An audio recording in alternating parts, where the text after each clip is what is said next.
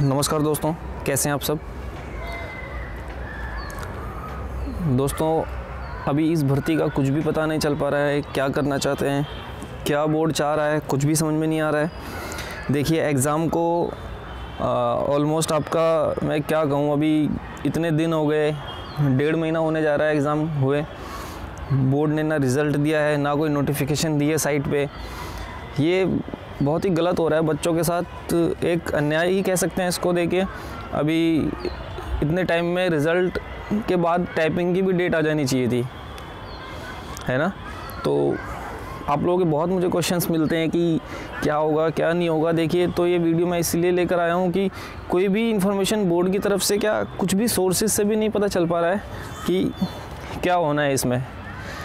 देखिए, कुछ भी हो सकता है, बोर्ड क्या चाह रहा है, एनए वाली प्रॉब्लम सॉल्व नहीं हो रही या क्या इश्यूज़ हैं, वो बोर्ड बेहतर जानता है और वो क्या करना चाहता है, ये हम लोगों के बस की बात नहीं है। मैं एक छोटी सी अपडेट आप लोगों के लिए लेकर आया था आज इस वीडियो के ज़रिए। वो अपडेट क्या है मैं आपको बता दूं।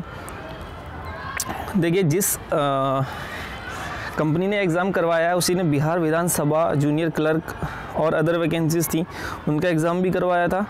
अब देखिए, मैं क्यों कह रहा हूँ कि इसी कंपनी ने करवाया था ये एग्ज़ाम, क्योंकि इसका कुछ इंटरफेस जो है वो मुझे सेम यूपी पुलिस की जो ऑनलाइन वेबसाइट है जिस पे आप लोगों ने फॉर्म फिल किया, जिस पे आप लोगों ने एडमिट कार्ड डाउनलोड किया था और अपना सेंटर का पता लगाया था, कुछ वैसा ही इंटरफेस है। देखिए, मैं दिखा दूँ, ये देखिए, ये बिहार लेजिस्लेटिव असेंबली, बिहार विधानसभा का जो एग्ज़ाम हुआ था उसका इन लोगों ने रिज़ल्ट, कंपनी ने रिज़ल्ट 1 हफ्ते पहले दे दिया है। जी हाँ, देखिए, जनवरी 25 को इसका रिज़ल्ट आ गया है बिहार विधानसभा जूनियर क्लर्क का। और ये एग्ज़ाम कब हुआ था, इसकी डेट थी 12 से 24 दिसंबर के बीच एग्ज़ाम हुआ था और इन पोस्ट का रिज़ल्ट आ चुका है। जी हाँ, बिहार विधानसभा जूनियर क्लर्क, इसका रिज़ल्ट कंपनी दे चुकी है। तो जब इसी कंपनी ने यूपी पुलिस कंप्यूटर ऑपरेटर और आपका एएसआई का एग्ज़ाम करवाया था, तो और उसी टाइम पे करवाया था, तो क्यों नहीं दे पा रही कंपनी रिज़ल्ट या बोर्ड रिज़ल्ट। हो सकता है कि कंपनी ने बोर्ड को रिज़ल्ट दे दिया हो, ठीक है, अब वो बोर्ड अपनी वेबसाइट पे ना अपलोड कर रहा हो या कुछ रीज़न्स हो, इश्यूज़ हो सकता है बोर्ड को अभी टाइपिंग के लिए टेंडर जो मांगा था बोर्ड ने उसमें कंपनी का सिलेक्शन नहीं कर पाया हो। बहुत सारे रीज़न्स हो सकते हैं। देखिए, हम अपने लेवल पे कुछ भी अंदाज़ा नहीं लगा सकते कि क्या हो सकता है क्या नहीं, बट मेरा क्वेश्चन यहीं पर यही उठता है कि ऐसा क्यों, जब बिहार जैसे स्टेट में एग्ज़ाम कंडक्ट कराने के बाद विदिन 25 to 30 डेज़ वो लोग रिज़ल्ट दे चुके हैं, तो इसमें तो उससे भी 1 हफ्ता ज़्यादा हो चुका है, तो बोर्ड क्यों नहीं एक नोटिस दे देता अपनी वेबसाइट पे, ताकि जो बच्चे टाइपिंग की प्रैक्टिस कर रहे हैं उनका प्रोत्साहन बना रहे, उनका हौसला बिल्कुल भी ना डगमगाए। क्योंकि देखिए, अब बच्चे टाइपिंग किए जा रहे हैं, लेकिन उनको अंदर से कॉन्फिडेंस नहीं है कि एग्ज़ाम यार अब टाइपिंग होगी भी या नहीं होगी, ये क्या होगा, वो जानने के इच्छुक हैं। तो हमारा सिस्टम कितना गंदा है। मैं सबसे पहले ये सोचता हूँ, जो एम्प्लॉयमेंट के जो बोर्ड्स हैं वो क्यों नहीं करवा पाते सही से एग्ज़ाम। एक नोटिफिकेशन ही तो देना होता है यार साइट पे कि हाँ, इस वजह से टाइम लग रहा है, या हम लोग अभी इस एक्सपेक्टेड इधर है। बच्चे इतनी लाठियाँ खाते हैं जाके वहाँ पे, जब बिना धरना दिए कोई वैकेंसी कंप्लीट ही नहीं होती है यूपी के अंदर, ऐसा क्यों। और एक सबसे बड़ी चीज़, आज मैंने एक चीज़ नोटिस करी, मैं आप लोगों को बताऊँ। देखिए, अभी कल बजट में कुछ स्टूडेंट्स के लिए कुछ बहुत अच्छी चीज़ नहीं थी, है ना। क्योंकि यार आपने इनकम टैक्स का जो स्लैब है वो बढ़ा दिया यार। जब जॉब होगी तभी तो आप टैक्स पे करोगे यार, या तभी तो आपको एग्जाम्पशन मिलेगा उस चीज़ का। अब आपके पास जॉब ही नहीं है तो आप ऐसे एग्जाम्पशन का क्या करोगे, सबसे पहला क्वेश्चन ये उठता है। तो कल एक ट्वीट मैंने पढ़ा, एक बहुत बड़े नेता, हमारे बहुत बड़े मंत्री जी, हमारे फाइनेंस मिनिस्टर, ठीक है, minister of finance and corporate affairs Arun Jaitley ji ने एक बहुत ही, इसे क्या कहेंगे, एक बहुत ही अजीब सा ट्वीट मुझे लगा, तो आप लोगों से शेयर करना मैंने ज़रूरी समझा।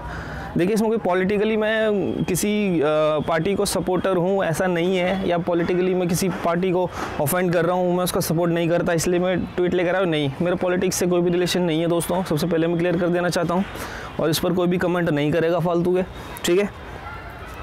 देखिए, क्या ट्वीट था अरुण जेटली जी का। If there is no job creation as alleged, there should have logically been a great social unrest in the country. Past 5 years have passed off without a single major protest movement.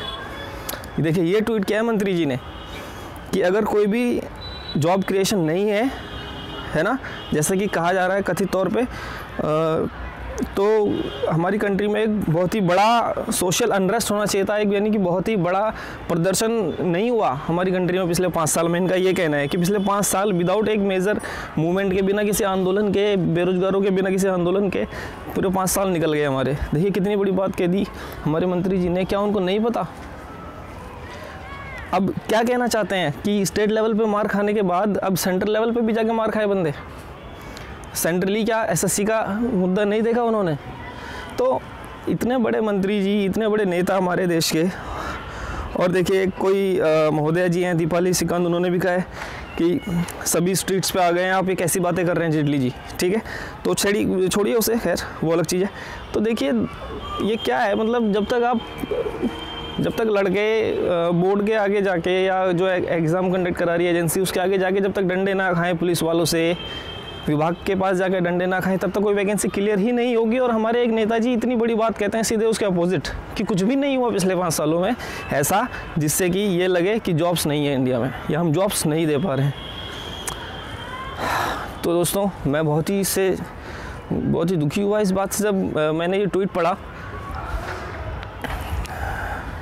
कि हमारे central minister ऐसी बात करते हैं।